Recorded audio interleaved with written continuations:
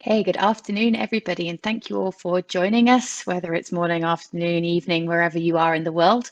My name is Hayley Evers-King, and it's my pleasure to welcome you today to the first in this webinar series on data for the UN Ocean Decade. I'm the lead marine applications expert in the user support division at Eumetsat, and I'll be your host today, but you'll meet many of my colleagues as both this webinar proceeds and as the rest of the series continues. So I'll introduce them to you as we go. But for now, a bit of information about the series and how things are going to go today.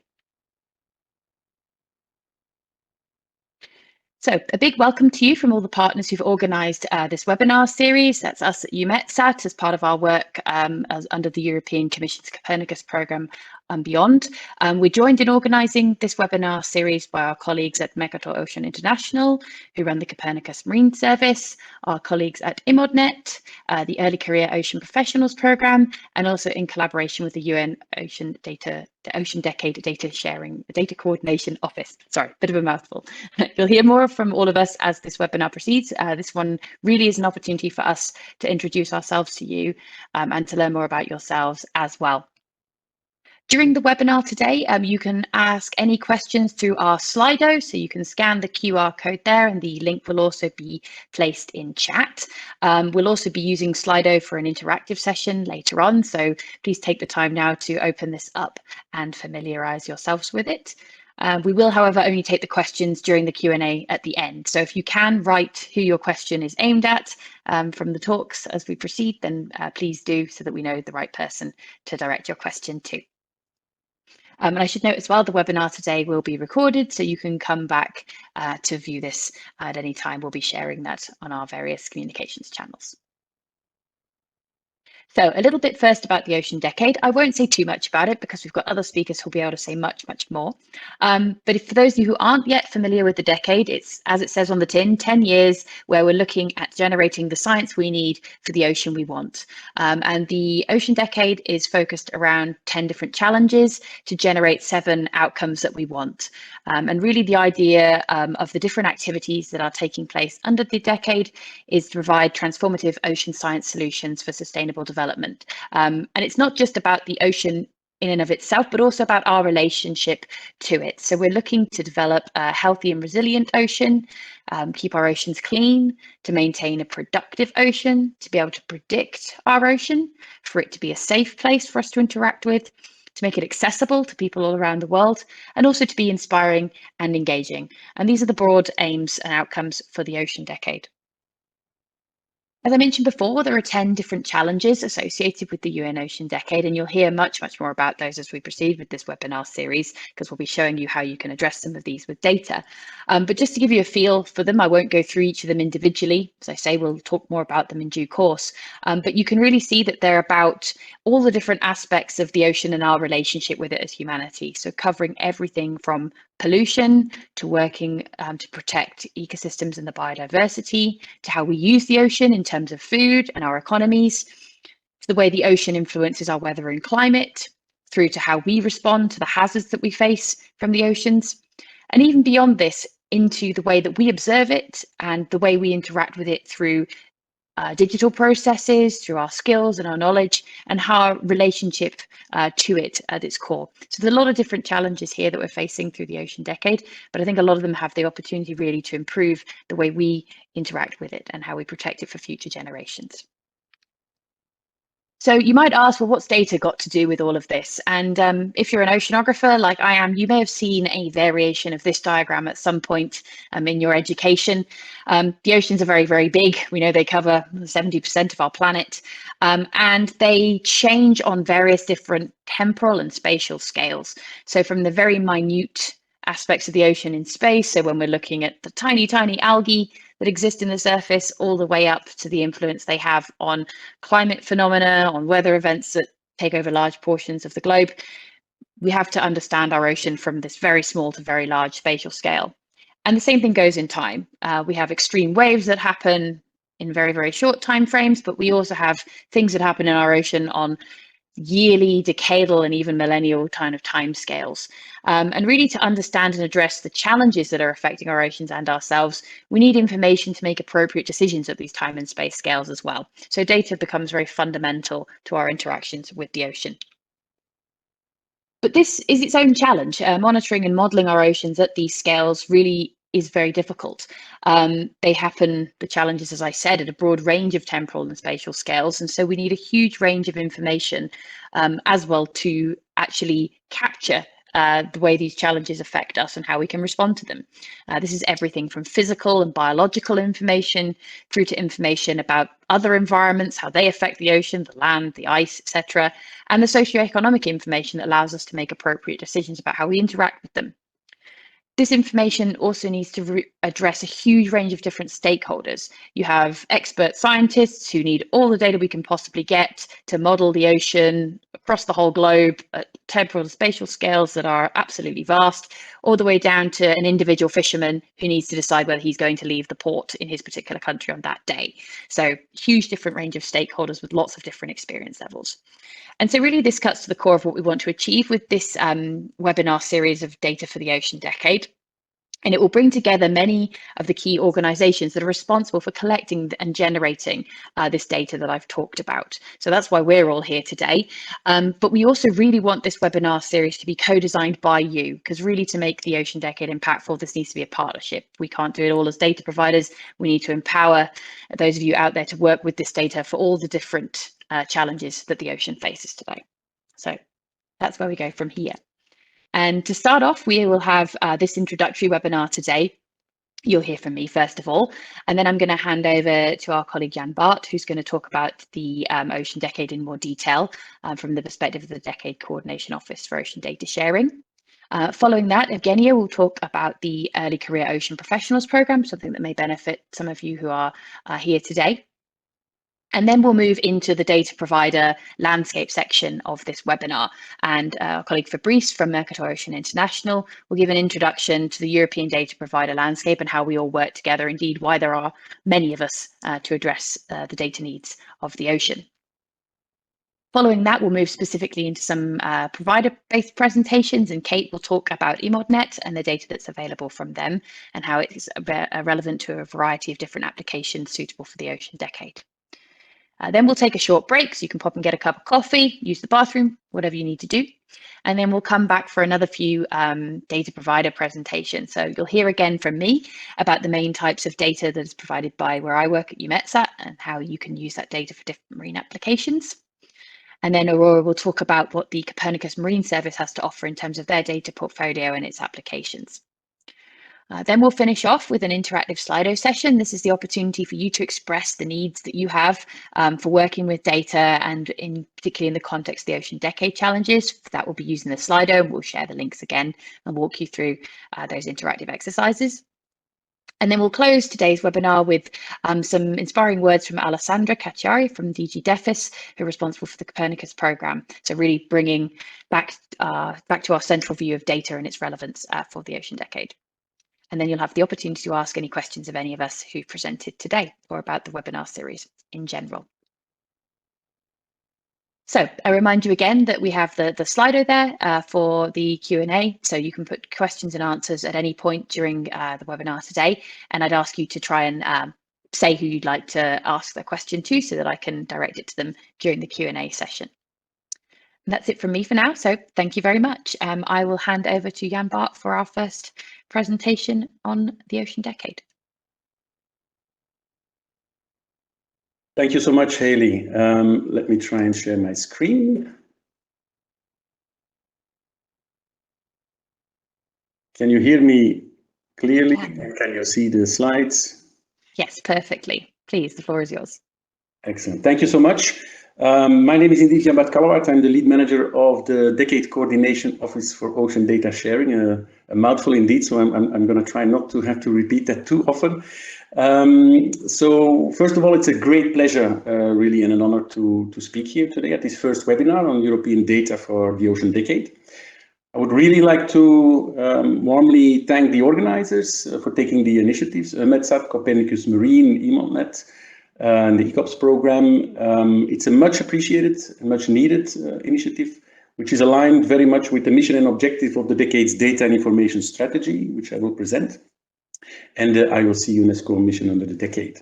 So to help frame and set the stage for this webinar in the coming 10 minutes or so, I will try to give you a a very high-level short overview of some of the main activities and developments in relation to data in the decade. So as Haley already introduced, and as you all should know by now, the UN Decade of Ocean Science for Sustainable Development, or Ocean Decade for short, was launched in January 2021 with the goal of boosting ocean science, supporting the goals of the Sustainable Development Agenda 2030, in particular SDG 14, which already identified a number of serious threats to the ocean health, while at the same time being significantly understudied and under-resourced. The decade in itself should be seen as really an unprecedented opportunity, I think, to advance and transform not only how we do science, but also the way and level at which we are supporting it. And that's very important in the context of today. All with the vision of developing the science we need for the ocean we want. So this is the Ocean Decade Framework, which is based on the change management theory, where a series of endorsed actions allow us to work towards addressing some of the most burning challenges that all build towards specific desired outcomes and impact. The decade actors are jointly channeling their efforts and resources to those 10 key priorities or challenges, and challenges 7 and 8, which deal with collecting and sharing ocean observations and data and developing a digital representation of the oceans, are really key cross-cutting challenges. They are underpinning all of the other challenges. Already this was recognized very early on, and in the decade implementation plan we can read that the collection, management and sharing, and most importantly, the use of data, information and knowledge will be cornerstones of the success of the decade. Earlier this year, we did a survey to gather some insights from the stakeholders involved in the decade actions to better understand the challenges they are facing in relation to ocean data sharing and discovery. To also identify where and how we can better provide support to enhance data sharing practices and collaboration. We started with a mapping of all of the actions that were known at that point based on their submitted information, and that showed, and that's not a surprise, that nearly all are either collecting, generating or using ocean data for their activities.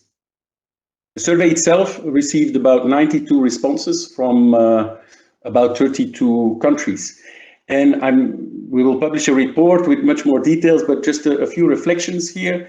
While the majority of the actions indicated that they are sharing their data in a fair way, about half of them indicated that they don't have a data management plan in place. And there are still many that indicate not sharing their data at all yet. Some of the main reasons for that are the lack of time or resources, not knowing exactly how or where to share the data, which indicates a lack of data sharing guidance, the need for sharing more best practices on data collection and submission, need for more instructions, for example, overviews of existing repositories, ingestion services that already exist, information on which standards to use, for example, also important. There are lacking, or there is not enough information about templates, examples of data management plans and data policies that can be drawn from. And importantly, the need for both basic and advanced data management training. Some of the other bottlenecks for sharing data include intellectual property issues or issues dealing with sensitive data, lack of IT support, and uncertainties about data publishing standards. The survey also showed that many of the actions face difficulties finding and or using data or products they need. Some of the main difficulties relate to the fact that a lot of the data resources are scattered in many different repositories. That will not be a surprise to you. Data sets have restrictions often or are not accessible or not discoverable. Data was found not often, or as a bottleneck, not often in the right formats or not at the right resolution. Another difficulty experienced was the lack of metadata about the quality or the collection methodology, the provenance, issues with traceability. Also, lack of skills to use computational resources and lacking terms of use or unclear licenses were other reasons that made it difficult to use the data and data products that could be found. In terms of what would be helpful, the most responses were leading to the need for a global integrated web portal providing a distributed data discovery and access service that harvests from existing local, regional, and thematic platforms. And some of the other elements are linked to that: a list of relevant repositories and platforms, overview of existing marine data lakes, and so on. So, one of the recurring issues faced by many decade actions is the difficulty in finding, accessing, and using ocean data. And that's why initiatives such as the webinar series and the webinar of today are so valuable. That's also why the Ocean Decade Coordination Unit decided very early on to develop a data and information strategy to address some of these critical issues, with the ambition of leaving a legacy behind that endures beyond 2030. In particular, to leave behind a trusted, inclusive, and interconnected ocean data and information ecosystem that is actively used for decision-making to support sustainable ocean management. And it has identified a number of enablers and formulated 3 key strategic objectives to reach this vision. And these largely align with the FAIR data principles: findable, accessible, interoperable, and reusable. The strategy implementation plan is being finalized as we speak, with more concrete recommendations and steps and actions that decade actors can and should undertake to make sure that the data and information is made fair. The way it's organized is following the main steps in a typical research project lifecycle. And if you want to stay informed or assist with the review, you can scan the QR code here and sign up, and we would be very much appreciating your feedback and suggestions. And in this way, you're also informed. In any way, we will share the presentation afterwards for those of you who want to have another look later. Another action that has been undertaken by the Decade Coordination Unit is the creation of 3 coordinating structures to help develop this digital ecosystem. And that is a coordination office for ocean data sharing, which I'm leading, which is hosted by IODE. There is another coordination office for ocean observing, which is hosted by GOOSE. And there is a collaborative center for ocean prediction, which is hosted by Mercator Ocean. The DCO on ocean data sharing, which I'm leading, is responsible for coordinating the data management and sharing component of this digital ecosystem. And we are supported by a number of implementing partners, and EMODnet is one of them. And that's really much appreciated because it's really a collaborative approach. Our main mission is to help implement the strategy, but also to assist the decade actions to make sure that they find the data resources they need, and also provide help, guidance, and assistance to make their data fair. And we have a website with a data resources toolkit and an online data help desk, which is already operational. Another core objective or role that we have is to help partners to address Decade Challenge 8, which deals with the creation of a digital representation of the ocean. And to say a little bit more about this challenge, as part of the Vision 2030 process, over the last year or so, we've been working with 16 experts from across the globe to set a strategic ambition for this challenge, which aims to create an adaptive and dynamic digital representation of the ocean to make the ocean accessible to a much broader community. It's important to note here that since the start of the decade, the notion of a digital representation of the ocean has now matured and evolved, and we consider it as a global collection of interlinked and interoperable digital assets, which can be applied to simulate and understand the global ocean's past, present, and future. Not just the digital twin of the ocean, but the totality. Some of the assets include fair data, information, software, applications, as well as the architectures and infrastructures which support and connect them. And while the creation of a comprehensive digital representation of the ocean is the ultimate objective of this challenge, the focus in this white paper taken by this expert group is to define the aspirations for delivering or creating the change needed for setting in place the enabling environment and initial digital content and assets by 2030 that will enable us to fully deliver on these ambitions on the long term. So this enabling environment allows us to create and access an increasing number of digital representation and twin applications of the ocean, as well as underpinning data and information needed to develop them. And with that, we have put forward or identified the need for a number of key tools and services that need to be developed and put in place by 2030, which we will collectively have to deliver upon. The first one, very important one, because it links directly to an identified need by the Decade Actions, is to make operational a federated global ocean data discovery and access service with a map viewer, providing access to multidisciplinary data products and information on the past, current, and future state of the ocean. Second, and there is already the Decade Collaborative Center on Ocean Prediction working on this with a number of partners around the globe, we have to put in place a global technical and organizational structure for ocean forecasting. Also very important for a broader public, we need to put in place a reference implementation for a global digital atlas of the ocean with a minimum starting set of 10 global base layers. And we also would like to put in place a number of local applications demonstrating its utility. Finally, to conclude, I would like to highlight one very important Decade program, which we hope and expect that will help us to realize part of these objectives. And that's the Ocean Data 2030 program, which main aims to drive the development of an open data and information ecosystem, linking all of these already existing information systems from around the world, to allow us to have a much easier way of discovering data, information, and knowledge products that are being produced within and beyond the decade. And the Ocean Data and Information System will be a central element or infrastructure underpinning this and to realize this vision.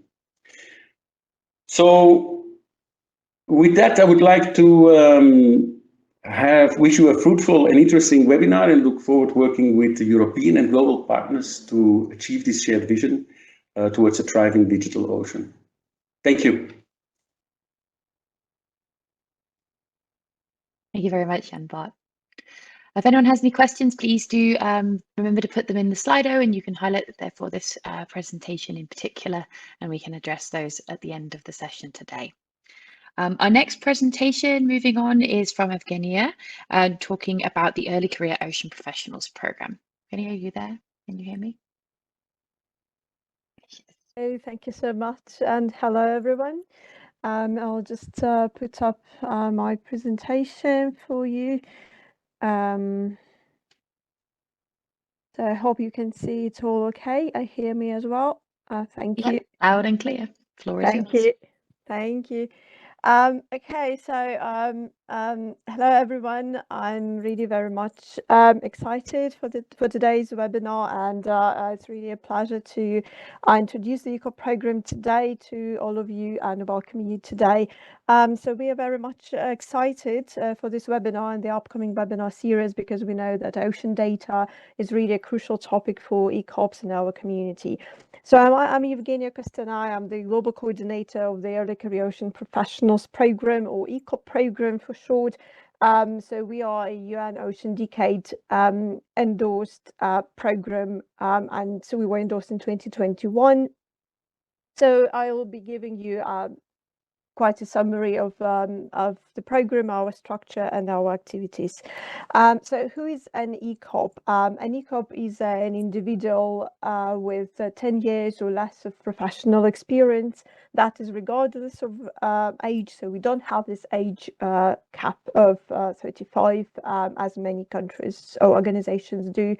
So our definition also covers all kind of areas of expertise and sectors and industries, etc., because we want to be really very inclusive and our definition includes not only people working in academia, but also all kind of professions, such as divers, entrepreneurs, journalists, just volunteers, interns, lawyers, government officials, etc.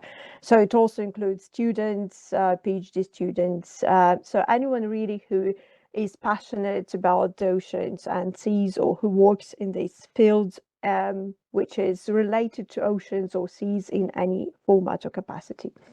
Now, our mission is to support early career ocean professionals in their capacity development by providing meaningful networking, funding opportunities, capacity development opportunities, and we basically make sure to create this capacity for cooperation and networking and knowledge exchange. So we just celebrated our 3rd anniversary. We were endorsed in June 2021, and we are one of the official Young Ocean Decade programs. Right, so what are our actual objectives? So first of all, we want to understand the needs and challenges of ECOPs in various countries and regions. Now, we do that by conducting surveys and assessments for regions and countries. And this is very interesting because, of course, the overarching challenge that ECOPs are facing is, lack of funding, sometimes lack of jobs in the marine sector, lack of understanding how to find a suitable job or a suitable opportunity. But then there are also some specific challenges for certain countries or regions, and this is always very interesting when we encounter that. So why do we do that? Because we need to understand those needs and challenges to better suit it, to better tailor our activities so that we can better refer and address those needs and tailor our direction and our activities so that we are more effective. Now, we provide free, accessible and inclusive training opportunities, and I'll be talking about it a bit later. So we want to make sure that the opportunities that get sent to us through this landscape of the Ocean Decade, through our connections with other endorsed programs and projects, so that those opportunities get shared with our members, and that many opportunities are really freely accessible to ECOPs, and that they know where to find those opportunities, whether they are funding opportunities or training opportunities. So this is why we really pay attention to those funding opportunities, employment opportunities, mentorship opportunities across the world, and we try to pick them up and share them. Now, of course, we also share the voices of ECOPs and aim to make sure that they're heard not only on our channels, but also in high-level conferences, meetings, and spaces. So here you can see our structure. So basically we have 5 regional nodes: Africa, Asia, Caribbean Sea, Central America, Pacific Islands, and Europe is coming in 2024, just in a few months. We already have quite a significant number of national nodes in Europe. We have more than 40 national hubs or national nodes and 5 task teams, plus the deep sea or deep ocean task team coming up in 2024 as well.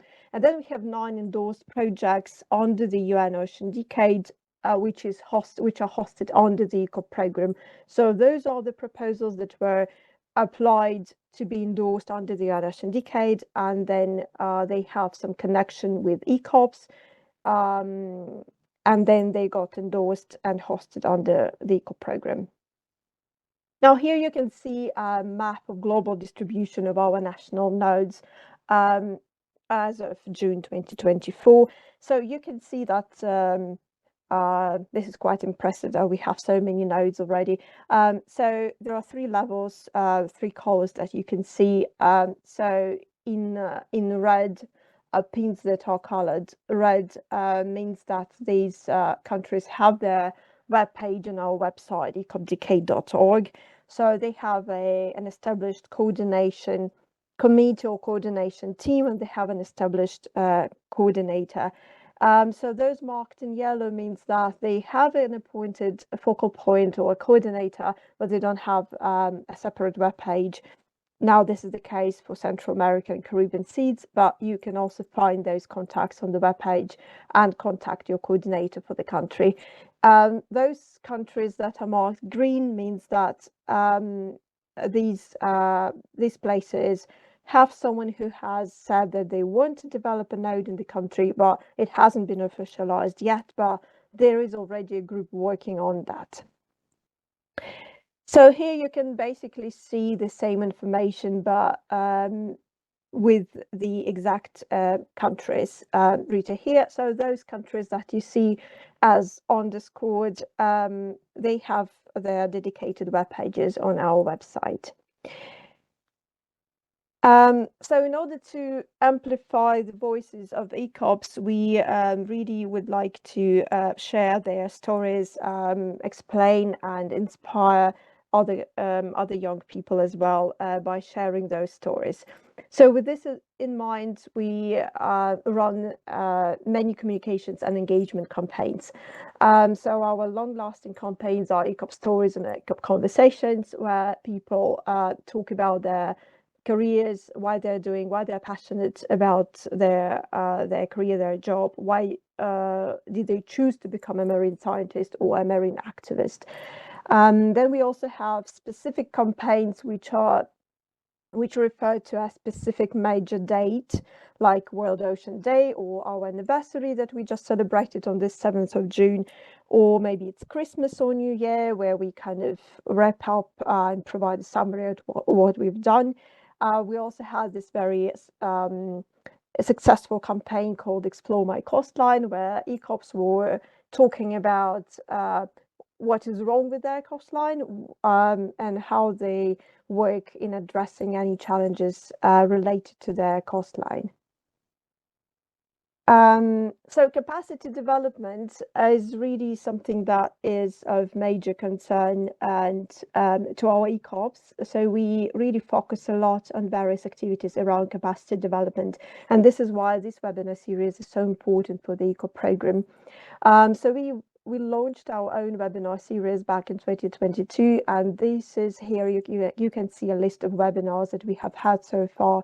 Now, if any of you really has, if any of you have any idea, any specific suggestion on what we should tackle next in our webinar, please reach out to us. We are very flexible. We are very open to ideas and suggestions. So as you can see from here, we had a very diverse spectrum of topics ranging from how to start an NGO to do blue economy and drones and underwater technology, and really very diverse topics. And we are proud to continue this webinar series this year as well.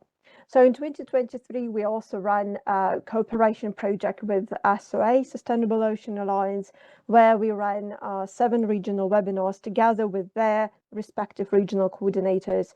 Now, that was done for these 7 regions, so Asia, Central America, Africa, Lusophonia, North America, Europe, and Caribbean region. And then we also cooperate with Ocean Teacher Global Academy for specific technical trainings on data analysis. So the first 2 were for ECOPs in Africa. They were fully online, fully free, fully accessible. And then the third one was for ECOPs in Asia. And then the one this year we did for ECOPs in Central America, and that was done in Spanish, so that there is no problem of a language barrier. Now we are planning our first in-person training, and I'm very proud to announce this today, which should happen in Malta in November this year. That will be an in-person training, and we'll be announcing this very soon. So if anybody wants to cooperate with us on that and future in-person trainings, they're very welcome. Now, we also develop our databases, again, to provide resources to ECOPs. So we already have a database of mentorship programs on our website. The database for funding opportunities and training opportunities is a work in progress. It's partly already on our website, and we also want to upload a database of networks related to ocean science on our website as well. Now, this is really a summary slide with our online presence. So we are almost on every social media channel. You can subscribe to our monthly newsletter and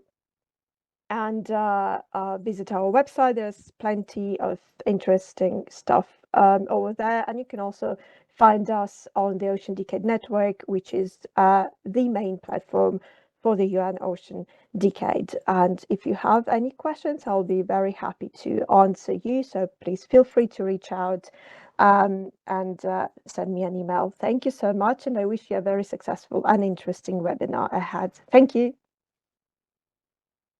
Thanks very much, Evgenia. I can see we've got lots of questions already coming in for you on the Slido, so you're going to be busy at the end of the session and I think afterwards, but thank you for the excellent summary of the ECOP programme.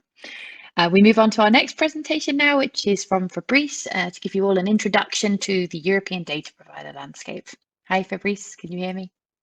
Hi, Heidi. Can you hear me? Yes, loud and clear. Yes, Please share your screen. share my screen and my presentation.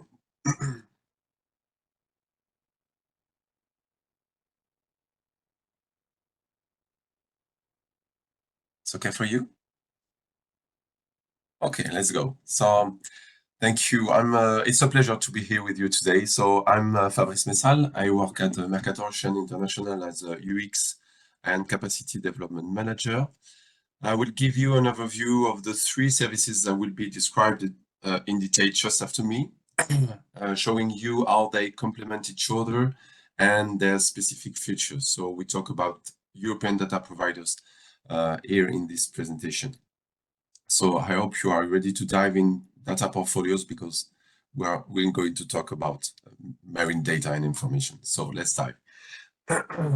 So first of all, we know that the ocean plays a major role in our lives. Ocean monitoring now is essential if we are to learn more about the environment and we want to support political and civil society commitments to protect the oceans from threats such as pollution, overfishing, the impacts of climate change, other.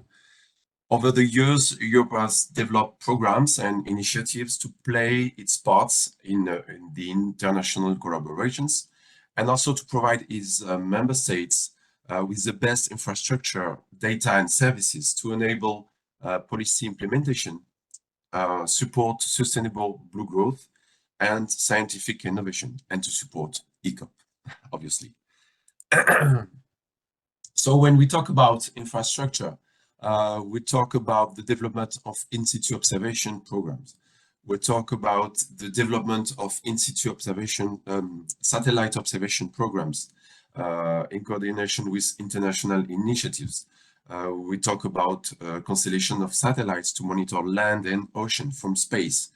And we're talking about the development of operational oceanography with 3D digital simulations on high-performance computing facilities.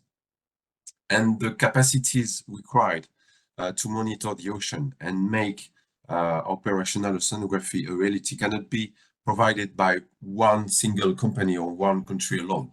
In all of these, collaborations are essential, and that's why I have the pleasure to present the three services.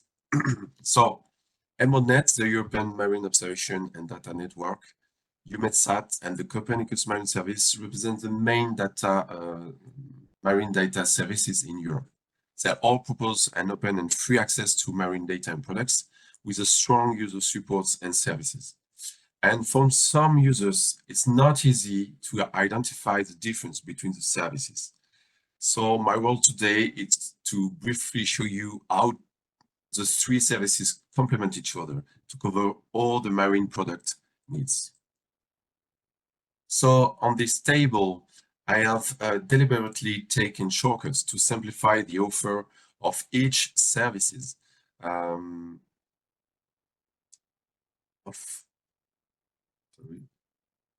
Of each services, but you will see in the next presentations of my colleagues that it's not that simple.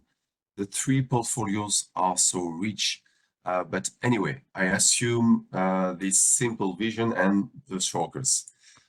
So as you can see, I classify the sources of data with in situ, model, and satellite, the temporal coverage, and the spatial resolution. We only talk about physics and biogeochemistry products on this table. And as you can see, EMODnet is specialized in situ, Eumetsat in satellite, and Copernicus in 3D numerical models. Okay, even you can find other kind of information on their website, but if we want to take shortcuts, this is my shortcut. So about the temporal coverage, when you are dealing with satellite and in situ information, you provide multi-year data products and near real-time products. And in the Copernicus Marine Service, thanks to the 3D models, we can have forecasts. About the spatial resolution, if you are looking for high resolution or real data, you need to focus on EMODnet with in situ information, or Eumetsat with high resolution satellite images. And the Copernicus Marine Service try to provide similar information through the web portal, but there is some specificities. Here we are. This table shows some specificities.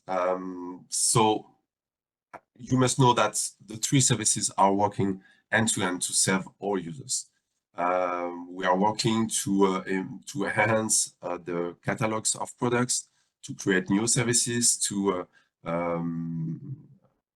have the same efforts to provide training workshops, to organize events like this one. But you can see some specificities in the products, in the spatial coverage, and with some speciality. And for example, for EMODnet, you will find complementary the physics and biogeochemical products on geology, biology, bathymetry, chemistry, human activities, which are very important to relate the impact of human activities to the ecosystems. Eumetsat is providing satellite products with a lower level of processing of the data than the Copernicus Marine Service. So you can find the same kind of product with different level of processing in the two services. All of them have a European coverage and the global coverage for the satellite products and the Copernicus Marine Service, thanks to the global models. They are also involved in different initiatives. And for example, EMODnet and Copernicus are providing the backbone of the European Digital Twin Ocean. And the Copernicus Marine Service and Eumetsat are also involved in another service provided by all the Copernicus services, which is called Wikio, which is a platform where you can find information on the land, the atmosphere, the climate, the marine, and information from satellites from Eumetsat. As you can see, we are sharing efforts and resources to simplify data accessibility for users, and like we are doing today. So I'll let now the floor to the next presenters, and you will discover the three main services. Thank you very much. Thank you very much, Fabrice. That really nice intercomparison and showing how we all fit together. Hopefully this will all become much more clear to you during the rest of the presentations today, as you hear more individually about these different services and from Fabrice's colleagues later about the Copernicus Marine Service. So thank you. So moving on to our more specific presentation, it's my pleasure to invite Kate to speak about EMODnet and their applications relevant for the UN Ocean Decade. Hi, Kate. And hi to everyone. I'm just going to share my screen.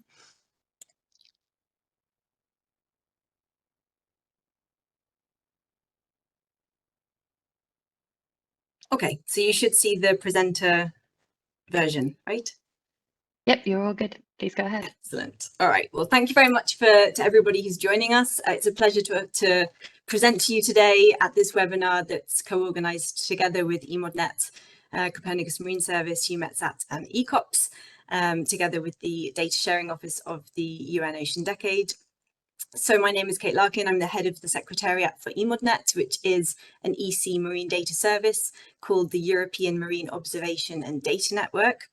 I'm presenting this on behalf of a lot of different people. We're a very large network of 120 organizations and hundreds of experts. So I'd like to particularly acknowledge Vicente Fernandez in our team, who helped to put this presentation together, but also the experts of the different EMODnet thematics and data ingestion. And some of them have joined us today. So if you have specific questions, we will do our best to answer those at the end. So I'd like to take you through a little bit, as Hayley said, the offer of EMODnet. What types of data do we offer? What's the coverage of those data and how are they used? What are the applications, both in Europe, but also globally? And how does EMODnet connect to the global ocean data ecosystem, which is many different ways? And also how EMODnet is actively contributing to the Ocean Decade, also the UN 2030 Agenda and the Sustainable Development Goals. And then how we are working with different regions worldwide. There are many different data services, of course, in different continents and different nations. How are we working together with those to make sure that our data from EMODnet is connected and interoperable, so it's working together with those different data so that we have a collective global data ecosystem for the decade. So EMODnet in a nutshell, we are basically democratizing and unlocking marine data with a European focus, but increasingly a global context. It is a European Commission marine data service. It's funded directly by one of the Directorate Generals of the Commission. So that's the Maritime Affairs and Fisheries DG Mare. And EMODnet has been going more than a decade, close to 15 years now, and it's really built up a lot of authority and regional best practice in the marine data domain. Its focus, as Fabrice and others have mentioned already, is the in situ data. So these are the ocean observations, the data that's collected in the water or in field surveys, so in and around the water. We're not talking about satellites here. That is the capability of Eumetsat and Copernicus Marine Service that you'll hear about later. But we cover a very diverse range, all of the different marine environmental parameters you can imagine, and the human activities at sea as well. As has been mentioned, EMODnet works very closely with Copernicus Marine Service, and a particular example I'll highlight today is the European Digital Twin of the Ocean, which is a common public EU asset where the data services are working together. So I'll tell you more about that. And then EMODnet is a key contributor to the digital commons, so connecting worldwide with different services. So we're just homing in now on the in situ data. So you can see on the screen an infographic or graphic from GOOS, the Global Ocean Observing System. In Europe, we have a framework called EUS, the European Ocean Observing System, and all of these different platforms are collecting ocean observations. EMODnet works very closely with all of these different platforms, from autonomous vehicles through to citizens going out and collecting their data in citizen science programs. And we're bringing all of these data together, aggregating them and offering them as integrated standardized layers. We have many different providers. I've mentioned a few already, but this also extends to hydrographic offices.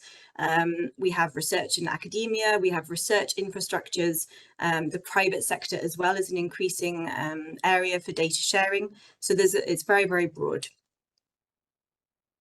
And then you can see the same graphic of the different sectors that contribute data. They're collecting and providing the data into EMODnet.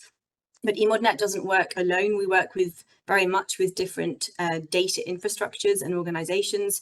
We work with the national oceanographic data centers in Europe. They are connected through a network called SeaDataNet. We also work in the context of IODE in the global context as well. And then we work with other more thematic infrastructures like Eurobis, which is a biodiversity infrastructure system, and I'll say more about that. ICES, which has more of a geographical coverage of the Northeast Atlantic, so it's doing fisheries and marine environmental data, but across to the US and Canada, as well as European seas. And then we work very closely with Copernicus Marine Service, not only for the digital twin of the ocean, but also for the data flows, specifically for the operational data that comes from mostly autonomous platforms for the physical biogeochemical data that can be used in modeling. So there's a huge ecosystem there that makes the data flow into EMODnet, and then EMODnet's added value is aggregating all of these data from many different sources, many different formats into these pan-European data layers, but also producing data products on top that can be used by many different stakeholders. This is what EMODnet looks like today. So if you go to the portal, the URL that's on the screen right now, and we can put it in the chat as well, you will discover all of the different offers of EMODnet. You will be able to discover and find and visualize and then eventually download all of the different EMODnet thematics parameters through one central map viewer. So that's a very interactive tool for discovery. If you so like, you can also go back to the metadata catalog, which underpins all of this. It provides the information describing all of the data, and this is very rich. It acknowledges the data providers. It gives you information on data access, formats, etc. And this is a very important tool for also connecting globally, which I'll mention later. We also have not just data services, but web services. They're also very important so that we can connect not just with humans discovering, but also machine-to-machine readability. And we have APIs as well and interfaces for that. Then if we look at some examples of the EMODnet offer, so here on the screen you can see the European Sea Map, which is an integrated broad-scale seabed habitat map for Europe. And if I click again, this has only been made possible because EMODnet has worked with its bathymetry experts, its geology experts, its physics for the bottom water current, its benthic or seafloor biodiversity experts. And all of those data have been integrated together to produce this seabed habitat map.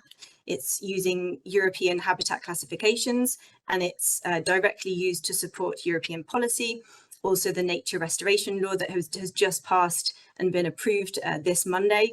It will be very useful for this as well. So it just shows you the value of bringing all the data together. And in terms of the link with the UN Ocean Decade, particularly Challenge 2, for protecting and restoring ecosystems and biodiversity. And then if we look at crossing with marine environment and human activities data, you can also, using the map viewer, navigate and look at the point data that we have on human activities like platforms, offshore renewable energy, aquaculture and other platforms, together with the marine environmental data. And then you can also visualize and download those. And those are, of course, relevant to Challenge 4 for the sustainable and equitable ocean economy.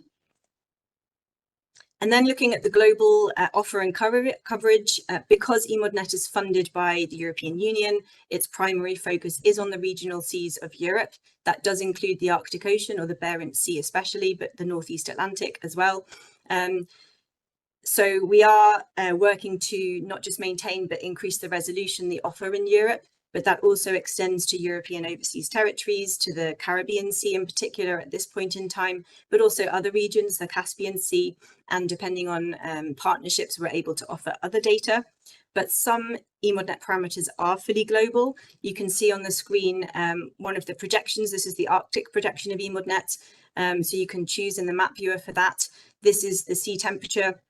Sea surface temperature, I should say, as a global parameter, and then you have an EU focus of the bathymetry layers, and you can play with the transparency of the different layers to build up a picture of multiple layers together. So talking about the ocean of physics, there are quite a lot of parameters that have global coverage, such as the temperature, salinity and currents, but there's many other parameters more at the European scale: underwater noise from acoustics, sea level rise, trends, river flow, etc. And its EMODnet physics also works with different regions, so with the Southern Ocean Observing System as well, to provide the infrastructure for this. If we look at marine biodiversity, EMODnet has very close partnership with the European node of the Ocean Biodiversity Information System. And this means that EMODnet Biology and Eurobis are collectively providing 20 million records into the global biodiversity information system. So this is really important to have interoperable biodiversity data. It's used for international biodiversity assessments. And then if we look at bathymetry, the seafloor topography, so this is the digital terrain model of EMODnet biology. This is bathymetry, sorry. This is just a snapshot from the Norwegian Sea, where I did an expedition with, I think, some other people that are online as well. in the North Norwegian Sea, but it just shows the resolution that you can get. This is an important digital terrain model tool for Europe, but it's also contributing bathymetry data from the European stakeholders into the global Seabed 2030 initiative, which is planning to map the seabed by 2030. We also do this in collaboration with the private sector.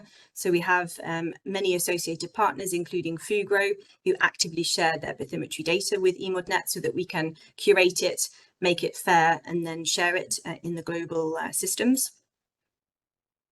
So just a quick recap, what's EMODnet's added value and why do people use it? It's a fully public service, so any of you today could go navigate and access the EMODnet offer. It saves costs ultimately in collecting more data because we're collecting and aggregating data together so it can be used many times. We're adding value to the primary data because we're curating together with the infrastructures. We're integrating into layers and producing data products that can support policy implementation, but also the blue economy. And effectively, the more data we share and integrate, the more we can reduce uncertainty, reduce the risk effectively in the decision making, and we can stimulate innovation. So any of you who are producing applications more for the regional or local scale, or you have ideas for dashboards or anything from gaming through to policy applications, you could use EMODnet data for this. An example from the blue economy is that EMODnet data, bathymetry and physics are now used to microsite the offshore wind platforms. So this is a quote from a company, Van Oord, who spoke at our recent conference. And then on the digital twin, I've talked a lot about the different services of EMODnet, and they stay, but a layer on top is a new toolbox called the European Digital Twin of the Ocean. It's a public European asset, but it's again open to all, so it's globally accessible. And it does focus initially on European Marine Service data that is on offer, but eventually you will be able to plug in data from different regions. But it's the European Marine Services are the sort of foundation of the infrastructure. So this is where EMODnet and Copernicus Marine Service work very closely together, and the project Editor Infra is the pilot infrastructure that is feeding the digital twin of the ocean. So this will be developed over the next few years, and please take stock of that, because you will have a chance to get involved with the beta testing and the user requirements as well. And then we look at the EMODnet for the global ocean data ecosystem. I mentioned there is a common metadata catalog, and this is essential because now EMODnet can link and talk to global data ecosystems and inventories and catalogs. So for example, EMODnet is visible and accessible through the Global Earth Observation System of Systems portal and the Ocean Data and Information System, ODIS, which is an initiative of IODE of IOC UNESCO, and it's part of the Ocean Decade initiatives. And then my last few slides, but I really wanted to take a bigger picture of EMODnet's contribution across the Ocean Decade. It's very similar, I would imagine, for the other marine data services as well, but we're all working together to contribute to this really, not just primary data, but the ocean knowledge that is needed for the UN Ocean Decade and democratizing access in the process. But also then a layer on top, not only achieving an accessible ocean where the data is accessible and we have transparent information, but also a digital ocean where we have access to the technologies, the computing power, the scenario building, the decision-making tools, and the capacity building, that not just professionals, but society as well can be involved in the decision-making. Then EMODnet specifically, we've been endorsed as a UN Ocean Decade implementing partner for over a year now. We've been very active in producing the strategies of the data and information strategy, and we remain involved in those along with a number of actions. The digital twin, there's a global action on that, the ocean data strategy and ocean best practices as well. We are also supporting efforts of the Ocean Data Sharing Office, and that will only increase as time goes on, and also in the digital representation of the ocean via the European efforts. We also have a community group within EMODnet that our partners lead, which is about mapping all of the different efforts in EMODnet towards the decade and identifying gaps and opportunities. And you can see here on the right, not only the logos of the efforts and actions I've spoken about, but also the FAIR, which is the findable, accessible, interoperable and reusable philosophy that EMODnet is built upon, but also now one called CARE, which is looking at a lot more about the transparent and ethical approach, where it's very inclusive approach and a responsible approach to data sharing, including from indigenous populations and wider society, and the ethical use of those data. Then finally, EMODnet works with many different regions. One example I would give was a project between the EU and China called EMODpace, working with the NMDIS in China, but there's many other initiatives, and we have lots of bilateral interactions, really to look at the interoperability of the different data services. And then for the UN 2030, I think this would be a whole webinar in itself, but there are specific actions like ocean acidification and oxygen database, but also marine litter and others that EMODnet is directly involved with.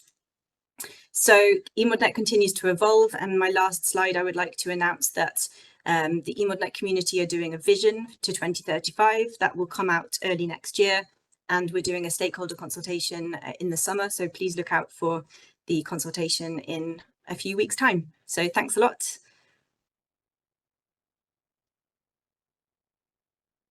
Thank you very much, Kate, for giving us a very quick summary of all of the work that EMODnet is doing, which is very extensive, as we can see.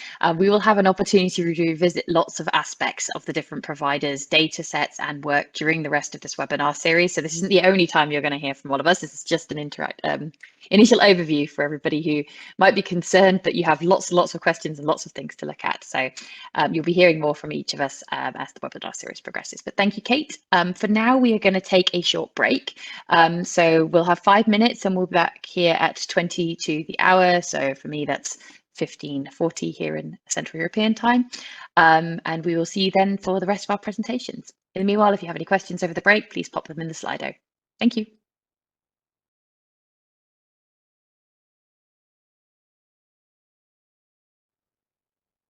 Hello, everybody, and welcome back. We will move on now to the next section of our provider presentations, and actually it's me. So I'm going to share my screen and give you a short summary of the data sets that are available from us at Eumetsat. Just 1 second, if you bear with me. Hopefully you can now all see my screen. If you cannot, maybe one of the organizers can let me know that I'm not sharing the right one. I've got to juggle a couple of PowerPoints moderating for you today, but hopefully you can see the one now on data from Eumetsat towards marine applications. So a few words about us. Maybe some of you haven't heard of Eumetsat before. You will have undoubtedly seen data that we provide probably on an everyday basis, as we provide the majority of the satellite data that goes into your weather forecasts and predictions across Europe. And that is our kind of core mandate, if you like. We're a member state organization of 30 different member states across Europe. And so, as I said, we provide weather and climate data for these member states, but we also have an additional mandate where we collaborate on other Earth observation programs, and particularly, and what brings us to you today in this context, the European Commission's Copernicus Programme, where we operate a number of satellites providing data for the mission. We also have a lot of extensive collaborations beyond Europe, particularly with the African continent, thanks to where our geostationary satellites sit, but also with colleagues globally around the world. Just to give a quick summary here of all the different Eumetsat operated marine related satellite missions. So this just shows you a timeline of the last sort of 30 plus years, showing the different satellites that we've operated, which are under our mandatory program. So providing weather data, which naturally includes some oceanographic related information, particularly sea surface temperature, but also winds over the ocean. Our optional programs, which include altimetry related missions, so measuring the sea level, and more recently, and a growing complement of satellites from the Copernicus Programme. We're responsible for the Sentinel-3 and 6 operations presently, but we'll also be operating a number of other missions in the future to provide more marine relevant data. And I'll talk more about some of these missions specifically in a few moments. Just to say about the types of data we provide, Fabrice gave a really nice summary of this, showing where we sit in this sort of value chain or provider landscape, if you like. So we are responsible for bringing the data down from the satellites here to our building in Darmstadt and getting them out the door to the users as quickly as we can. So we provide data at sort of its fastest latency, if you like, within a few hours, even shorter for some of our weather data. It's very rapidly available, but for a lot of the marine data, it's within a sort of 3-hour timeliness. We also process that data to a higher quality over slightly longer time periods. These are our sort of short time and non-time critical data. And also we offer reprocessed data, ensuring there's consistency in the satellite archive over time. And all of this then feeds downstream into the products, for example, from the Copernicus Marine Service, where they combine it with other satellite data. But just give you an idea of the sorts of data that you can get from us. This also tends to be at the kind of highest resolution in terms of space that you can get the data, and also gives you some flexibility to do some of your own processing and analyses if you want to work with some of the higher level data for particular applications. So that's where we sit. We also have our own ocean and CI satellite applications facility who take data from our weather satellites and also from some of the freely available data to create multi-sensor near real-time and climate data records. Some of these actually are distributed through the Copernicus Marine Service as well, such as the sea ice products. But the OCSAT provides data on sea surface winds, sea surface temperature, sea ice parameters, as well as radiative fluxes. And you may have seen some of the sea ice products in particular. These are sort of very popular long-term products that allow us to look at the changes in sea ice over time, or indeed they also did some fantastic work recently looking at marine heat waves that affected Europe last year. Eumetsat's role in Copernicus, we sit in the space segment alongside the European Space Agency, so operating the missions. As I said, we're responsible for Sentinel-3, Jason-3, Sentinel-6, and soon we'll be responsible for the operations of Sentinel-4 and 5. These are more atmospherically focused missions, but for Sentinel-3, we have the marine-related aspects under our responsibilities. I will also be involved, as I said, in the future in some other marine-relevant missions, such as Crystal and Simmer. So in terms of marine satellites, Sentinel-3, I guess, is really our workhorse, both for the Copernicus programme, but also in terms of what we do at Eumetsat for marine data. And this is how I came to work here at the organisation. It has 3 different sets of instruments on board. So it has an ocean colour sensor, ULCI, an sea surface temperature measuring instrument called SLSTR, and then a group of instruments that help measure the altimetry. So our sea surface, sea level rise information comes from SRAL and the other instruments in that portfolio. And this provides information about the biological aspects of the ocean in terms of the ocean color, the chlorophyll, sediments, light environment, etc., as well as then the sea surface temperature, and coming soon sea ice surface temperature from the SLSTR. And from the altimetry package, we have sea surface height, significant wave height, and wind speed. Sentinel-6 is an altimetry focused mission in particular. So this is kind of the climate reference mission, if you like, for going forward for us to measure the sea level over long time periods. So this provides compatibility with previous missions, such as the Jason era of instruments, but also going forward, bringing in some of the new sort of state-of-the-art methods for measuring altimetry to ensure that not only are we keeping that long time series consistent, but we're also improving the accuracy with which we can measure these parameters. So we provide data across these different main data streams: altimetry, sea surface temperature, and ocean color. And I really wanted to emphasize here that, you know, one of the powerful things about having all this data provided together is the ability to use this data in a synergistic sense to provide different application perspectives. So a lot of these applications, particularly ones that are relevant for the ocean decade, really need synergistic use of different data sets together in order to address them. They also need data from beyond the traditional ocean measuring approaches. So we also provide weather data, data relating to land, and climate related data, which can be important to bring in to contextualize these applications. So in terms of our data at work, really it can be used for a huge variety of different applications. And I just highlighted some here, whether it's looking at ocean carbon content, risks of harmful algal blooms and their impacts, sea level rise over time, the impacts of severe storms, or changes in temperature and risks of marine heat waves. Satellite data can really provide a lot of information towards these different applications. And this has led us to do some work towards the UN Ocean Decade. So we have a particular endorsed action at the moment, which is generating a series of case studies, which are designed to show how our data can be used to meet the challenges that we've discussed before. Each case study includes a web article, which is within our case study library on our website, and it has a supporting Jupyter notebook, which provides a narrative explaining the data and use case behind the particular application, why it's relevant for the UN Ocean Decade. Also shows you how to access the data and to analyze and visualize it. So really you can learn exactly how to do what we've done in the case study.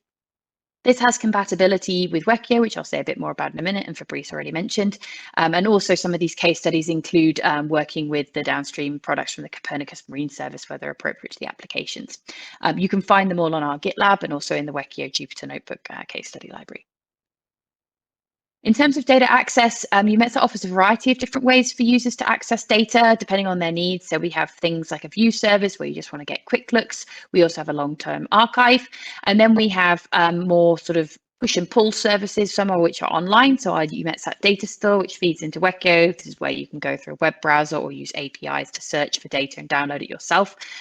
We have some customization options available there through our data tailor, and these feed the data store sets feed into Wekio.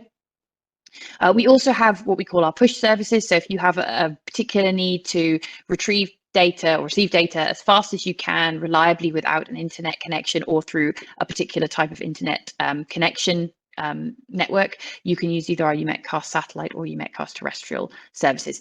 These are not available fully globally, but there are certain areas where you could benefit from this service. This is something designed to really push data out to users who need that reliably as soon as possible every day, particularly useful in our context of our weather services. In terms of the support we offer, it's very broad. So this is where I work in the organization as part of our user support. We have a help desk, which is kind of our one-stop point for if you have any questions at all about anything that we do and services we provide. That's ops@eumetsat.in. You'll always be able to find somebody who can help you through there. But we have a lot of online resources at our user portal. In our code base for you to access working examples. We offer a range of different trainings. This is one of them that falls under that kind of banner, I guess, but we also have a lot of different courses we run every year, including in person at various conferences and online. In terms of self-paced learning, you can look at our video tutorials that are on our YouTube channel. And we also have, as I said before, a variety of case studies which can show different examples of working with our data, and they're supported now more and more often by our Jupyter Notebook catalog. I'll make one more quick advert here for another event that's coming up, the 5th to 6th of November this year in Lisbon. We will be hosting our first Marine User Days event. I'm very excited about this. It's again with various partners from across the European data provider landscape, and it's really designed to bring together users from across the value chain of data usage. So whether you are working directly with stakeholders in a particular maritime industry, you're a scientist working on developing new products from satellite data, working in modeling, or you're a policy advisor, this really is an event designed to help you network and meet people across this very large data chain and landscape of providers to get data in the right place for you to use it for your needs. So yeah, if this is something that's of interest to you, I'd encourage you to register and come and join us in Lisbon. Thank you very much. And I will now hand over to Aurora to talk about the Copernicus Marine Service. Hello, thank you, Hayley. I hope you can all hear and see me. I will just take time to share my screen. You all see my screen? It's okay? All good. Please continue. Perfect. Thank you. So I'm Aurora Biardo. I'm working at Mercator Ocean International as a product owner in the product management team. And I'm going to give you a general overview of the Copernicus Marine Service, which is useful for accessing ocean data and tackling ocean challenges. So to summarize, the Copernicus Marine Service provides free and open marine data and services to support marine policy implementation, blue economy, scientific innovation, and so on. So first, I wanted to introduce the Copernicus program in general. So it has been launched a few years ago by the European Union. The objective of this program is to develop and implement an operational Earth observation program for Europe. And it is split into 6 different services. So such as atmosphere, marine, land, climate change, emergency, and security. So each of them gives free and open access to data based on in situ and satellite measures. And we are going to focus, of course, on the marine environment monitoring. So the Copernicus Marine Service offers a large range of data, it has been said before. So the data can come from different sources, such as in situ and satellite observation, but also models. So this data can cover different temporal scales. So we have data in the past that we call multi-year, then data in the present or near real-time that we call real-time, and data in the future, so forecasts up to 10 days in the future. Then the geographical coverage is split into the global ocean, but also European regional seas, such as, for example, Arctic Ocean, Baltic Sea, Mediterranean Sea, Black Sea, and so on. And the data we provide is used by all sectors of the blue economy that you can see here. So here are the 12 blue markets that are grouped by the 3 pillars of the United Nations Sustainable Development Goals. So there is environment, society, and economy. And on the web portal of Copernicus Marine, we can browse through the use cases that will give you an overview, for example, on of the use and usefulness of our data for each market. And now I will present a little bit more what is in the portfolio of Copernicus Marine Service, so the data itself. So we can split it into 3 main groups. So we like to split it into those 3 colors of the ocean. So blue ocean for physics, white ocean for the sea ice, and green ocean for biogeochemistry. And I will detail it a little bit more in this slide. So here you have some examples of parameters available on the Copernicus Marine Service for each color of the ocean. So for example, for the blue ocean, we have temperature, currents, salinity, waves, but also wind and sea surface elevation or sea surface height. For the white ocean, we have several parameters as well, such as sea ice age, sea ice concentration, sea ice thickness, albedo as well, and snow. It's very diverse as well on the white ocean. And finally, for the green ocean, we can have some parameters about chlorophyll and primary production, so phytoplankton, the ocean color, so transparency, reflectance, turbidity, oxygen as well, CO2 with the carbonate system, zooplankton, and nutrients, for example.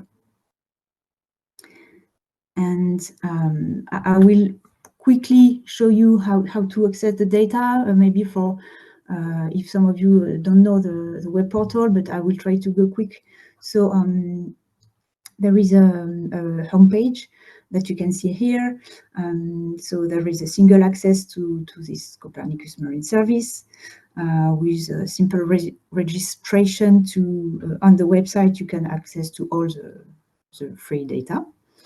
And all the data is harmonized through the same format, which is a netcdf format. So we also follow the FAIR principles. And you can, for example, access to the full catalog by clicking on Ocean Products on the left. Then you can see a page like this, that is our catalog. You will see all the products. So what we call a product is actually a set of data, so one or more data sets. You can filter on what interests you, and then you land on a product sheet like this. So with all the description and also useful documentation about each product. So you can have access to information about data quality, technical information, so download services. So we have different protocols to download the data, the DOI to cite the product in a paper, for example, and also the visualization tool on which you can see the whole catalog.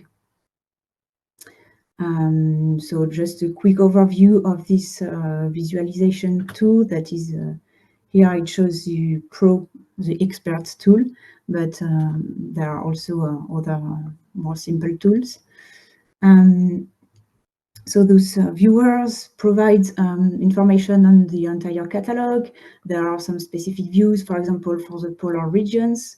You can export images, video, data, create some plots, and access to high resolution graphs. So it's very well developed. And then, so that was for the data itself, but we can also provide some interesting documentation on the ocean health in more general.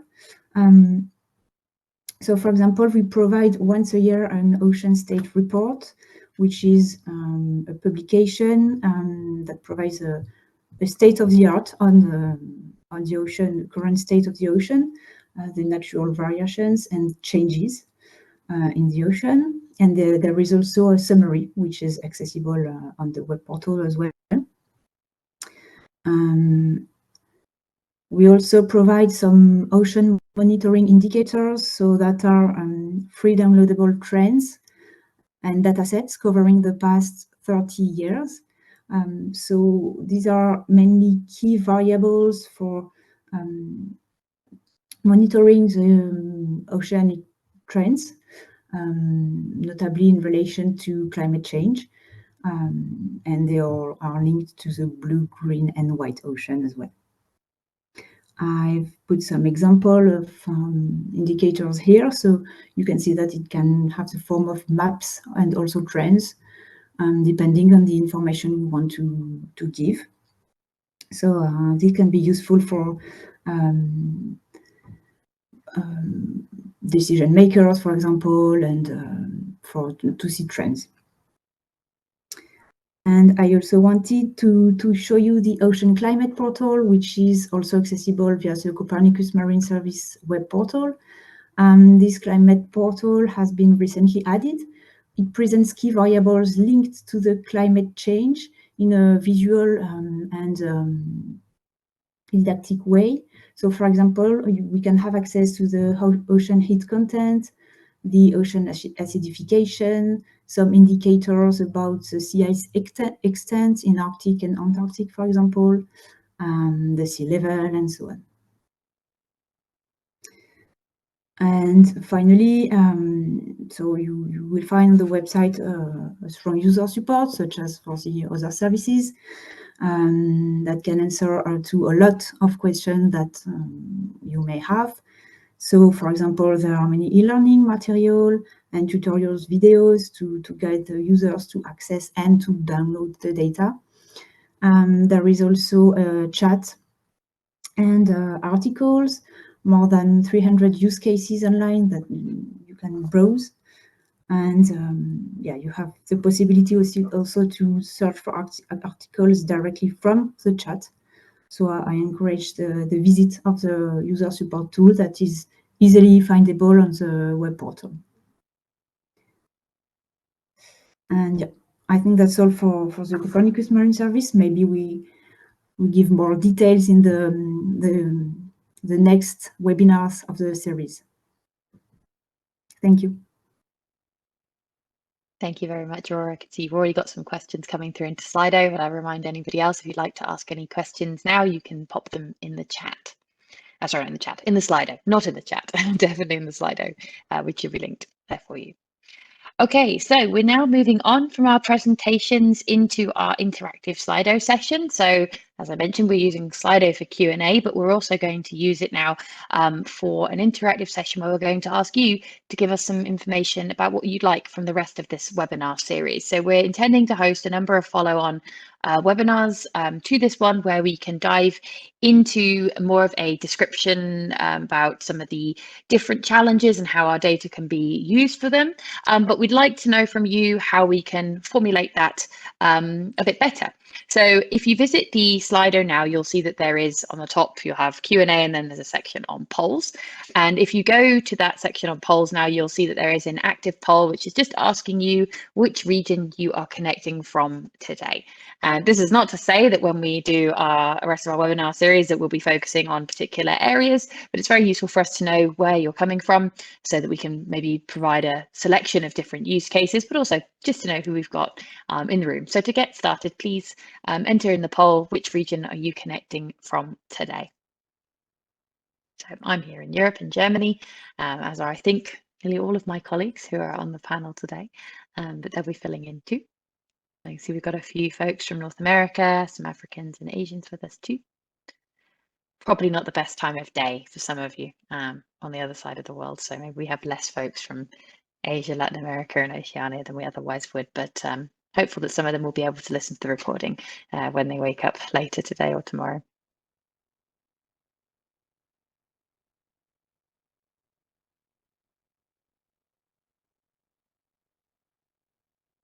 Okay, so I think we've got a bit of a mix, but mostly from Europe, which is, I guess, not surprising given the European focus of the data. So welcome everybody from wherever you are in the world. I think we can move on to our next poll now. So here we wanted to know from you, what would you consider your main area of expertise? I think this is just you can just pop in the text, whatever you consider your main area of expertise to be. Do you consider yourself a scientist, a particular subsection of oceanography? Are you involved in policy and satellite data operations? What is your main batch of knowledge that you have? Oh, marine cooperation, interesting. Innovation and entrepreneurship. So we've got quite a few different topics here. Some good remote sensing people. Hi, me too. Oh, tsunamis. Meteorologists, welcome. Communications. Ecology. Okay, we've got lots of marine ecology people, conservation, GIS, some physics, climate monitoring. This is really good to see, because I think one thing that was clear from the earlier presentations on the Ocean Decade was that really this is a very, very broad and ambitious program that seeks to address challenges that cover many, many different topics. So having all of you in the room today is very encouraging to know that we have the right sort of skills and knowledge to start working on this. Professors, excellent. We've got some teachers in the room too. International relations.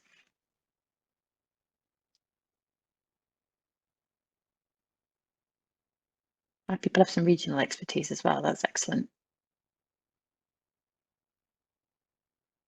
People in the UN. Okay. Blue education. Okay. People moving from different subsections into Earth observation. That was me too. I went from environmental sciences and oceanography specifically into Earth observation. So I think a lot of us start with that broad background and then move into this sort of slightly niche but globally spread observation type. Oh, underwater wireless sensing. That's very interesting. Okay, fantastic. Thank you all for filling that in. I think we'll move on to our next poll now. So in terms of Earth observation, modeled and in situ data, so all the different types of data that you've heard about today, generally how familiar do you feel you are with this type of data?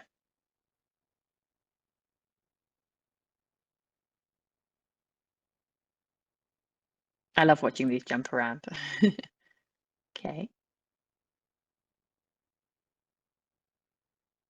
Okay, so we're not all experts, so this is a good thing, because it means there's still some need for us to talk more about this in the upcoming webinars.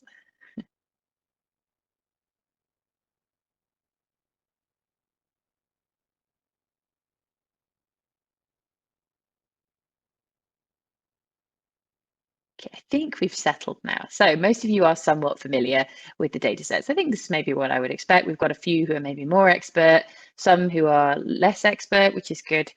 This will help us to decide how we design some of the future webinars and whether we start at different levels and whether we focus in some of them maybe more or less on more advanced techniques. So this is quite good to know. Okay, I think we can have the next poll, please. Okay, what sector do you currently work in? Are you an academic working at a university or research organization? Do you work for a government institution? Are you in the charity or private sector? Are you like me and work somewhere kind of in between in the international government space? Where do you work? Some current students as well.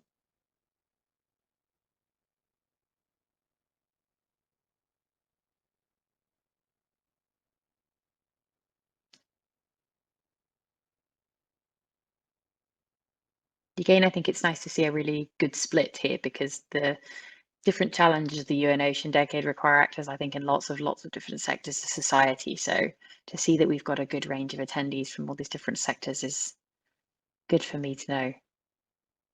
Okay, so maybe we have a bit of a majority of people working in research, but also quite a lot of people in the government and private sector, and some people who are still learning and working through their education as well. So a good broad group of people. I think we can move on to our next poll. Okay, which type of Earth observation model or in situ data do you work with most frequently? And I think this one is also a free text. So, you can say, do you work here with sea surface temperature? Do you work with physical models? Do you work with bathymetry? What are the types of data that you use the most? Oh, you don't use them yet. Okay, this is good because then, you're definitely in the right place to learn about new ones. Some SST, I'm happy to hear that. It's a very important data type. Physical models, lots of SST. SAR data, ocean color, woohoo! I have a PhD in ocean color, so always happy to see that. Oh, omics, that's interesting. Data, optical data, lots of different remote sensing data. Oh, Sentinel-6, hi, that's one of ours. Lots of people working with lots of different types of data in combination. I think that's really very important. Being an expert in just one type of data isn't necessarily so helpful when it comes to addressing the challenges our ocean faces. So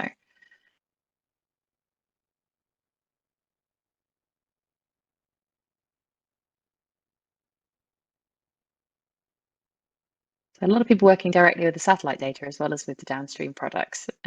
Lots of in situ data and some economic data as well. Okay. Buoys.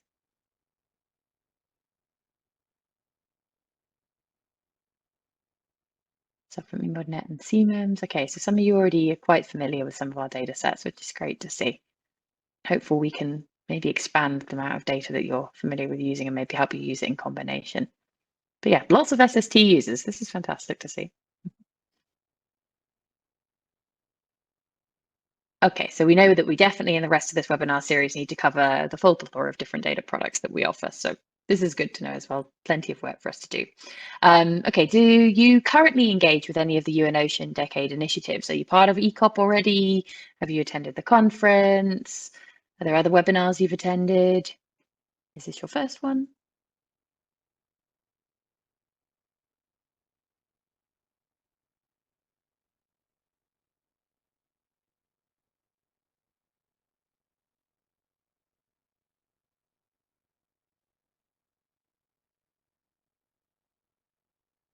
It looks like we're roughly settling down about 70-30. So not that many of you are currently involved with Ocean Decade initiatives. So this is in some ways good to know because now we know that you can be involved and hopefully through this you'll learn about all the different things that are available. So we're reaching new communities with this webinar, which I'm very pleased to see.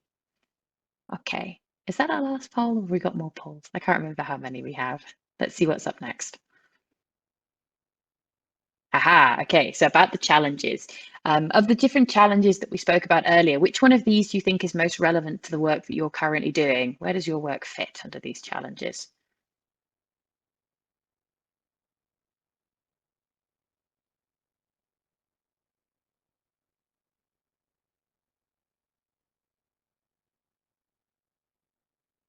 So quite a few of you working in skills, knowledge and technology for all. I would consider myself, most of my work to be under that area with the user engagement that we do. This webinar probably fits really under there. Lots of people working on biodiversity, digital representation. I think we can see from the presentation so far that actually this sort of digitizing of our oceans, of understanding how we can bring data together and what it represents, using it for prediction is a really big part of what we're working on at the moment to help address challenges. One that overlaps a lot of the others, I think, as well. A good digital representation can really help us to ask the questions we need to ask. And be a few less people working on climate change than I suspected. Perhaps we need to advertise the rest of the webinar series to more people in the climate sector as well. Okay, so again, a good split across the challenges. This is good to see. Okay, what's next in our polls? Okay, so what are the biggest obstacles you see to achieving the UN Ocean Decade goals? What are the challenges that you're facing? Extra points for saying how we can help you. Skills, okay, so things you need to learn how to do.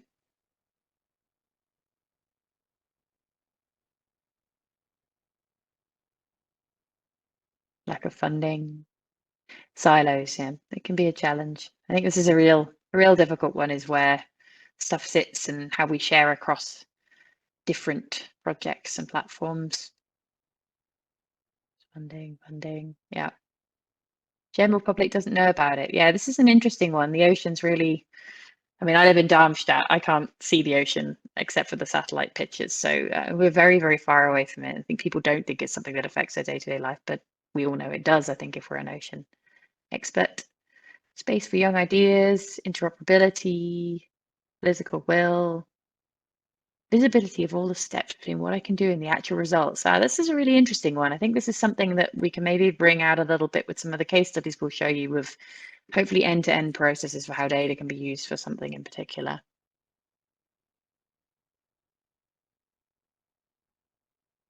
Political will, yeah. How to share knowledge. Creating one database. This is very difficult. I think we can talk more about this in the coming weeks. Difficult politically and difficult practically, because there's so much data out there. I sit next to our big data center here, which we've just expanded again. I wouldn't want to have it all in one place, but I think there's things we can do with regards to federation, and we're actually moving a lot in that direction. I think you'll hear more about some of those in some of the examples in the coming webinars. So synergies, lack of expertise, data sources, access to data. Hopefully this is something we can definitely address for you. A lot of the data we've got is freely, well, pretty much everything we have talked about today is freely available. Learning to access it can be a bit of a challenge, but that's definitely something we can help with. Okay, thanks very much for all the input to this poll. Do we have another one, team? Yes. What are you most interested in learning about in this webinar series? Which of these is the priority for you? Probably it's all of them, but we'll see how we go.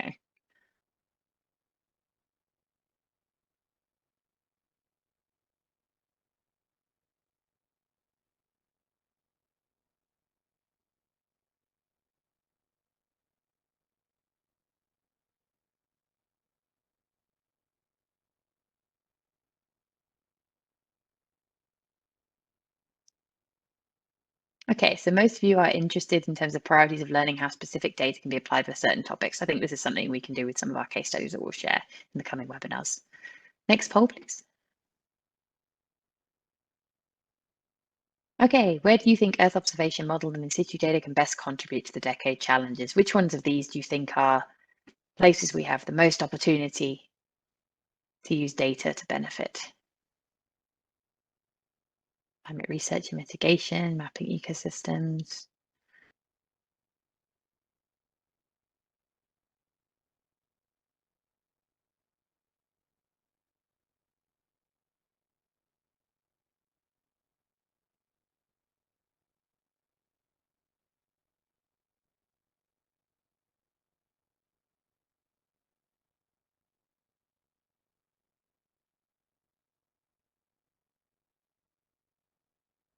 Okay, so I think we have a very strong focus here on enhancing climate change research and mitigation. I think we all know that's one of the biggest cross-cutting challenges facing our oceans today. So the next poll, please.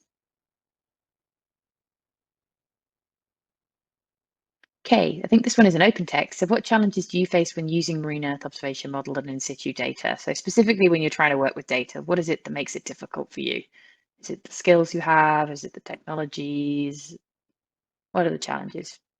Lack of knowledge around certain things, spatial resolution. This can be a challenge, I can say, when we design and operate satellites too. Examples, yeah. I think we've got some we can hopefully share with you for this. So hopefully this webinar, so clouds. Yeah, if you work with ocean color, this is a challenging one for sure. Uncertainties. We definitely have some interesting projects that I can talk about from Eumetsat on this one. How to communicate learnings to stakeholders. That can be a real challenge. A lot of this is very technical. Not open access, too many clouds. Yeah, it can be difficult to know which things to use. Verifying forecast model data. Some technical stuff here with bias adjustment. Explanations on the Jupyter notebooks available. Okay, this is definitely something we can cover in this webinar series. Yeah, lack of NetCDF. I think most of the data that we'll talk about in this webinar series is in NetCDF, but we can also maybe talk a bit about conversions and stuff. Of equipment, high resolution data.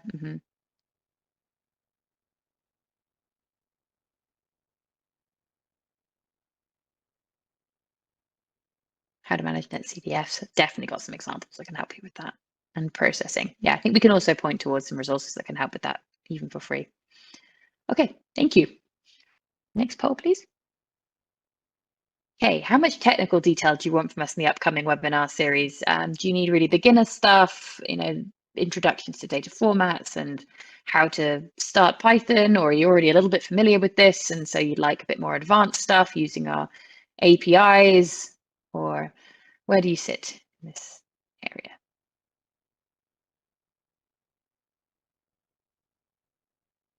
Should say this isn't the only opportunity you have. Of course, this webinar won't be all things to all people, but we've definitely got lots of other training opportunities we can connect you to if you need a bit more beginner or a bit more advanced support. Okay, so somewhere between beginner and intermediate, I think, is most of us here today. Okay, next poll, please. Okay, particular topics you'd like to see covered in future webinars. Are there particular marine applications you're interested in? Or are there particular technical skills you'd like to see us cover? What can we put into these next webinars for you?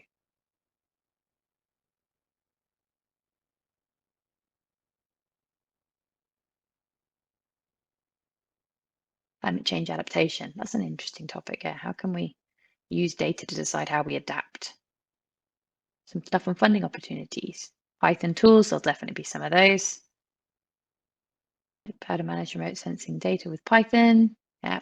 I think for most of us, I can certainly speak for myself here, and I know a lot of our colleagues who work with on the WECIA projects are using Python-related programming, real case studies, successful practices. We've got some nice examples we could share with you, I think. Oh, deciding which data serves you best. This is definitely a challenge depending on the application, but something the expertise in the team here can probably help. Early warnings, usage of APIs, yeah. Training with satellite data, links with non-EU platforms, basic cloud stuff. Okay, predicting SST, networking, community engagement, sharing research with people who need it. Yeah, this could be a real challenge, I think, as well. We said before, it's difficult when you have a technical topic and you've got to communicate it to people who aren't experts and have very different perspectives to us. Accessing data. Okay, lots and lots of different things. Okay, we're going to take all of these together when we do our next planning meeting and figure out what we want to cover in the next upcoming webinars. Okay, have we reached the end of our polls, or is there still more to come? Let's see. Okay, yeah, which area of marine data applications are you interested in? So particular environmental topics here. Are you interested in marine heat waves? Is it hurricanes? Are you looking at climate change trends in sea level, algal blooms, citing renewable energy? What is it that you are particularly interested in terms of applications?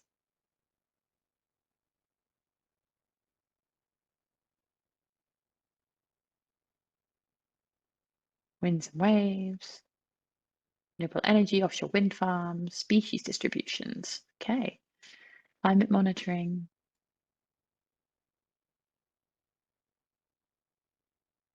Polar regions, yeah, very hot topic, if you'll excuse the slight pun at the moment. Marine mammals, fisheries, primary productivity, biodiversity.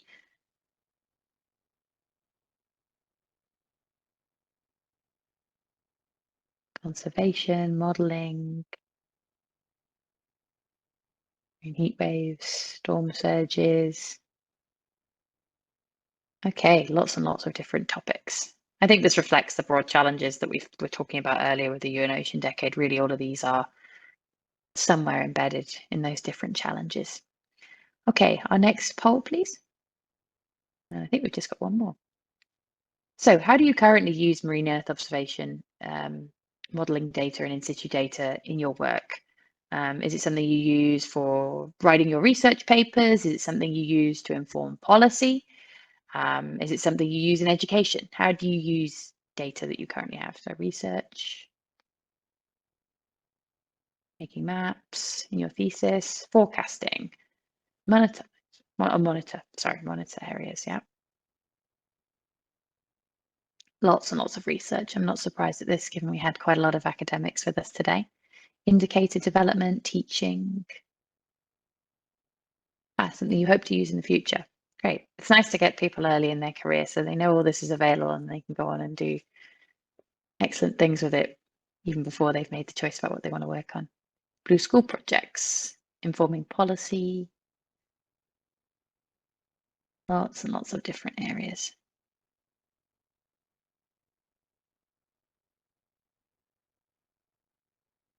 Okay, and I think we can then move on to our final poll. Okay, so how do you think we can help support the advancement of Ocean Decade initiatives? So if there's anything you're working on in regards to the Ocean Decade, what can we do to help you? Can we give presentations? How can we collaborate? Filling data gaps. Okay, yep, this is something I think we work a lot on with our new projects and new products. We'll talk maybe more about that in some upcoming webinars about what's on the development pipeline for us. I mentioned there's some new missions. I know CMIMs are constantly developing new products as well. Help build skills. Yep, most of us have training programs, so we can maybe highlight some specific ones around the topics you've mentioned already. And education for ECOPs and folks in Africa. API encoding tutorials, definitely something we can help with. Make a documentary. Oh, I'd like to do that. We have got some MOOCs, which were quite good fun to film. So you can see some of those. I can share the links to those. I'm glad to see that everybody's interested in code. I like sharing code. Inspiring co-creation of knowledge, show us how to understand and use products, data access. Okay, lots of different things to work on. Political lobbying, interesting one. Sharing code. Networking, yeah, I think that was something we can facilitate more of in this. Okay, fantastic. Thanks for all the suggestions. We're going to look through all of these responses to this poll, as I said, after this webinar when we have our wrap-up session with the team here to plan the next ones. And we'll let you know what's going to be coming up in due time. But before we close off the session today, I'd like to invite Alessandra to give a few words from the perspective of DG DEFIS and the European Commission and their Copernicus Programme on the work that we're doing under the UN Ocean Decade, supporting with Earth observation data in particular. Hi, Alessandra, can you hear me? Good afternoon and good afternoon to you all. First of all, thanks a lot for the invitation to this webinar, to the first one of the series. And you have been just guided into a very interesting deep dive into the marine data with the expert guidance of our colleagues. And yeah, we all know that data are really very important, especially reliable data, to make our marine knowledge becoming effective and actionable. In a way, to make a difference in how we interact with our ocean, to monitor, to predict our oceans, but for ultimately safeguard the oceans. And the reliable data are really one of the key enablers of this process. And at the foundation of the reliable data, we have the data collectors, Copernicus Marine Service, EMODnet, Eumetsat, as you have heard today by Aurore, Kate, and Ailey. They have introduced you to the full wealth of data available, satellite-based data, Earth observation, in situ ocean observation and how they are then the basis for added value products, sorry. And they have also presented you how to access this data, how to have them really at your fingertips, how to use them, to access them in an operational way. And how this is really important. And what I would like also to highlight is that it's very important, the joint approach that has been taken today, that has been taken in this initiative. So the idea that the marine community is providing data and information serving an extended user community for making this community as broad as possible, as we have seen also before in the Q&A session. So from education to decision and policy makers, scientific community, public and private organization dealing with ocean monitoring. And I would like then to conclude thanking to all the people, to the participants of this webinar, potential users or already users of the data, and asking you to somehow really literally dive into the marine data oceans that have been presented to you today. And because your involvement is really valuable, and that the feedback that you will provide is important to shape better and better our action. So thanks a lot from my side to the organizers and to all the people that have been attending today. Thank you. Thanks so much, Alessandra. I think that's a really nice way to wrap up what we've covered today, which has been a lot. So thank you to all of you for attending. Thank you all for your questions and answers that are in the Slido. We're going to bring that up now. We don't have much time. We're actually already over, but we have been answering your questions in the background. So I'd encourage you to check the Slido now and have a look at the answers there. We'll also be uploading the questions and answers to the website. But just to maybe have a quick look through, just to give everybody a bit of an idea about what's being covered. There's a few broad topics that maybe I can say that we will cover more on in the coming webinars. So for example, things about how to access certain types of data, and some specific elements maybe on the upcoming initiatives such as the DTO. I think these sort of technology-driven questions are things that we will definitely cover in upcoming webinars as part of this series.